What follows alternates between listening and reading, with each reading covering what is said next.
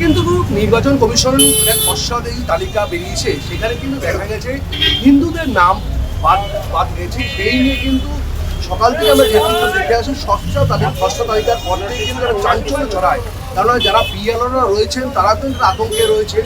সেই নিয়ে কিন্তু টোটাল যে সার্বিক চিত্র, যারা একদম তথ্যগুলিয়া থেকে রানাঘাট তথ্যগুলিয়া থেকে একদম করিমপুর পর্যন্ত যেসব জায়গায় কাটাতার নেই সীমানা এরিয়া, সেসব জায়গায় অনুপ্রবেশ বাড়ছে, এরকমই জানা গেছে স্থানীয় বাসিন্দারা।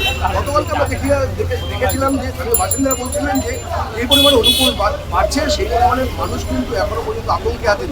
আজকে কিন্তু খসড়া তালিকার পর থেকে কিন্তু দেখা গেছে মানুষের চিত্র কিন্তু আলাদা। কিছু হিন্দুদের নাম বা উদ্বাস্তু যাই বলুন না কেন, সমস্ত মানুষই বিশ্বাস করেন ভারতীয় জনতা পার্টিকে।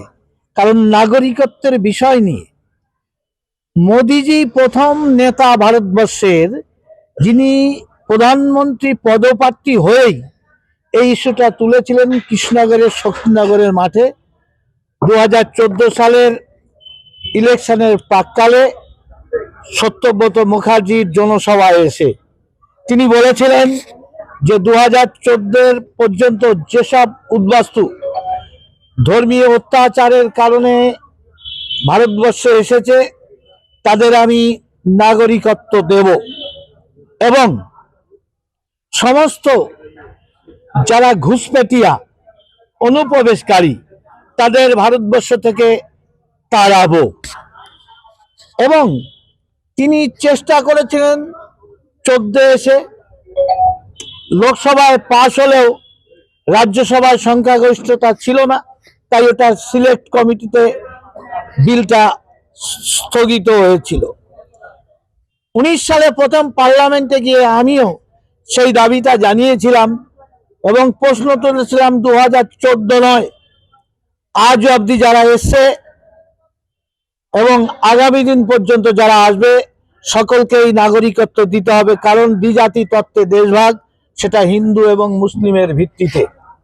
তাই যারা এদেশে আসবে এবং এই দেশ স্বাধীনতা সংগ্রামে অবদান, বিনয় বাদল, দীনেশ মাস্টারদার, সূর্য সেন, প্রীতিলতা ওয়াদ্দেদার, গণেশ ঘোষ সহ আরো বহু শত শত বিপ্লবী যারা ওপার বাংলায়, বর্তমানে যেটা বাংলাদেশ, তাদের বাড়ি, তাদের উত্তরসূরি এখনো রয়ে গেছে। সেই স্বাধীনতা সংগ্রামীদের উত্তরসূরিরা ভারতবর্ষে কেন নাগরিকত্ব পাবে না? সেটা নাগরিকত্ব দিতে হবে। তিনি যে কথাটা প্রথমে দিয়েছিলেন 2014 অবধি নাগরিকত্ব দিয়েছেন, 24 অবধি সমস্ত উদ্বাস্তুদের থাকার অধিকার দিয়েছেন। তাদেরকে কেউ হয়রানি বা কোনো রকম অপরাধ মূলক শাস্তি দেওয়ার অধিকারী নয়। তারা নির্ভয়ে থাকতে পারবে, বাস করার জন্য তাদের কোনো অপরাধ নেই, এই অভয় দিয়েছেন। তবে এই মাটি থেকে আমরা বিশ্বাসী নরেন্দ্র মোদীর কাছে সমস্ত মানুষ যারা এখানে উদ্বাস্তু এরিয়া, সেই উদ্বাস্তু মানুষরা তারা মোদীজির কাছে নিশ্চিতভাবে দাবি করবেন যে 14 নয় 24 পর্যন্তই নাগরিকত্ব দিতে হবে সিএ এর মাধ্যমে। এটাই আমাদের মুখ্য দাবি। তিনি আসছেন, আশা করি তিনি পূরণ করবেন আমাদের কথা শুনে। আজ পর্যন্ত যে এসআইআর যে নাম বাদ গেল, এদের আগামী দিন পদক্ষেপ বা কি মনে হচ্ছে যে কত লোক সরাসরি বাদ যেতে পারে? এসআইআর এ যদি কোনো মুসলিমের নাম বাদ যায়, তিনি যে দেশের মানুষ সে দেশে চলে যাবেন, কোনো ভারতীয় নাম বাদ যাবে না। আর সঙ্গে সঙ্গে কোনো হিন্দু নাম যদি বাদ যায়, তাদের সিএতে আবেদন করে নাগরিকত্ব নেওয়ার জন্য বলবো, এবং তারা নাগরিকত্ব নিয়ে ভোটার লিস্টে নাম তারা তুলুক। আর আমরা চাইবো সমস্ত এসআইআর এ হিন্দু বা যারা উদ্বাস্তু তাদের নাম যদি বাদ যায়, তাদেরকে নাগরিকত্ব শুধু দিয়ে নয় তাদেরকে ভোটার বানিয়ে তবেই তাদের বাংলায় ভোট করানো উচিত।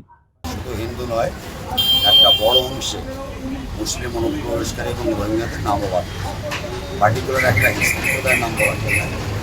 আর আমি আপনাদেরকে বলি, আপনাদের চ্যানেলের মাধ্যমে একজন হিন্দুর নামও 7ই ফেব্রুয়ারি 2026 ভোটার তালিকার থেকে কারো নাম বাদ যাবে। 6B ফর্ম ফিল আপ করবে, হেয়ারিংয়ে ডাকবে। জাতীয় নির্বাচন কমিশনার ভারত সরকারের নয়, এটা হচ্ছে একটা সাংবিধানিক প্রতিষ্ঠান। এখানে বিজেপি বা সরকার কিছু না, একজন হিন্দুর নামও বাদ যাবে। এইদিকে দেখা গেছে বিএলওরা তারা আতঙ্কে রয়েছেন। আজকে যখন খসড়া তালিকা বেরোনোর পর থেকে বিএলওরা আতঙ্কে আছে।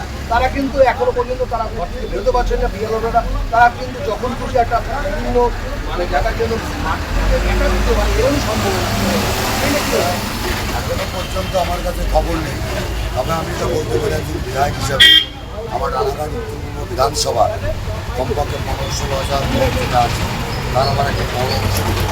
কারণ সিএতে নাম নথিভুক্ত করার পর তাদের সার্টিফিকেট পেলে তারা অনলাইনে আবার অ্যাপ্লাই করবে এবং তারা নাগরিকত্ব পাওয়ার পরে তাদের ভোটার তালিকায় নাম হবে।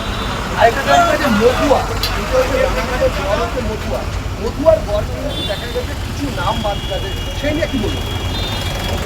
নাগরিকত্ব দেওয়ার জন্য ভারতবর্ষের যশস্বী প্রধানমন্ত্রী 2019 সালে সিএ চালু করেছে, আইনে পরিণত করেছে।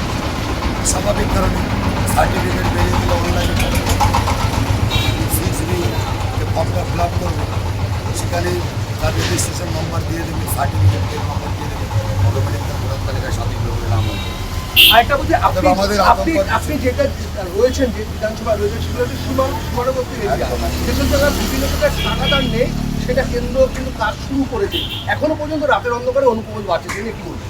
প্রথম কথা হচ্ছে এই রাজ্যের মুখ্যমন্ত্রী পশ্চিমবঙ্গের ত্রিপুরা, আসাম প্রায় 4,200 কিলোমিটার বাংলাদেশ বর্ডার সঙ্গে, এখনও 420 কিলোমিটার পশ্চিমবঙ্গে, সেখানে কাঁটাতারহীন অবস্থায় রয়েছে।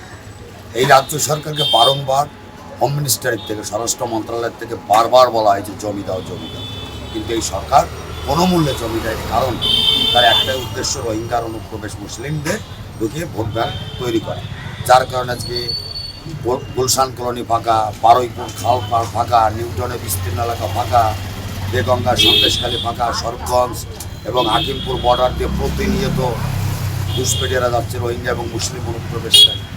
এই রাজ্য সরকার জমি না দেওয়ার কারণে এখনও পর্যন্ত বেশ কিছু জায়গায় কাটাতারহীন আছে। দেখা যায় যে গতকালকে আমি বিভিন্ন সীমানাবদ্ধ এরিয়ায় কিন্তু ঘুরলাম, ঘোরার পরে কিন্তু মানুষের বক্তব্য তুলে ধরলাম যে SIR ও নাগরিকত্ব সংশোধনের বিল যেটা যে হয়েছে, একটা আতঙ্কে তারা ছিলেন, কিন্তু তারপর যখন আজ খসড়া তালিকা বেরোচ্ছে, বেরোবার তারা আতঙ্কের তালিকা মানে নেই। প্রধানমন্ত্রীকে তারা জানাবেন যে আমরা সুখে আছি, সুস্থ আছি, কিন্তু অনুপ্রবেশটা বন্ধ করার জন্য তারা বারবার আবেদন করবেন প্রধানমন্ত্রীকে। সেই নিয়ে আপনি কি বলবেন?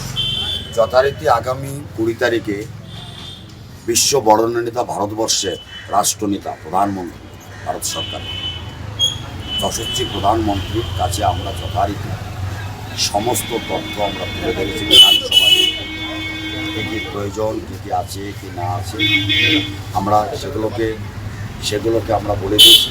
রবিবারে ঐতিহাসিক জনসমাবেশে, মোদিজির জনসমাবেশে লক্ষ লক্ষ মানুষের সমাবেশ হবে। নিশ্চয়ই আমাদের প্রিয় প্রধানমন্ত্রী ভারত সরকারের, তিনি তাঁর মার্গদর্শন দেবেন।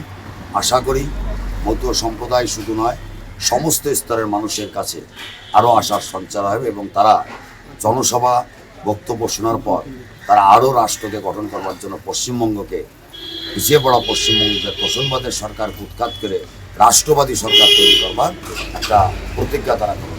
আজকে যে খসড়া তালিকা বেরিয়েছে তার মধ্যে মানুষের আতঙ্ক, সেই নিয়ে বলবেন কি? মানুষের মধ্যে এখনো পর্যন্ত আমি খসড়া তালিকা হাতে পাইনি, কিছুটা আমি হাতে পেয়েছি অনলাইনে। সারাদিন ব্যস্ত ছিলাম মোদিজির প্রোগ্রাম নিয়ে। আমাদের সভাপতি সম্মানীয় শ্রমিকদা, রাজ্য সভাপতি, তিনি এসেছিলেন। মাঠ পরিদর্শন থেকে শুরু করে বিভিন্ন বিষয়ের উপর দেখেন। আমি এটা বলতে পারি ভোটারদের কি বার্তা দেবে? যে ভোটাররা সকলে যাদের নাম বাদ গেছে, হিন্দু যারা আছে তারা সকলে আশ্বস্ত থাকো, একজন হিন্দুর নামও আমি একদম জোর গলায় বলতে পারি 6B ফর্ম ফিল আপ করুক সিএতে, একদম যারা আজকে করেনি আগামীকাল তারা যেন সিএতে অ্যাপ্লাই করুক। ভারত সরকারের পক্ষ থেকে তাদের নাগরিকত্ব দেবে। আগামী 7 তারিখ 2026 7ই ফেব্রুয়ারি ফাইনাল ভোটার তালিকায় তাদের নাম উঠবে। অতএব খসড়া তালিকা দেখে কোনো মতুয়া হিন্দু শরণার্থীদের আতঙ্ক আর কিছু নেই, তারা একদম নিশ্চিন্তে তারা থাকে। দেখো খসড়া তালিকা বেরোনোর পর থেকে তার কিন্তু এখানকার বিজেপি বিধায়ক অসীম বিশ্বাস তিনি বলছেন কোনো আতঙ্ক নেই এখানে। আতঙ্কের তারা কিন্তু সিএ কিন্তু ফর্ম তারা কিন্তু আবেদন করতে পারেন, সেরকমই যদি তারা সাফ জানিয়েছেন। এরকম কোনো নদিয়া থেকে বিশ্বজিৎ দেবনাথ, আর প্লাস।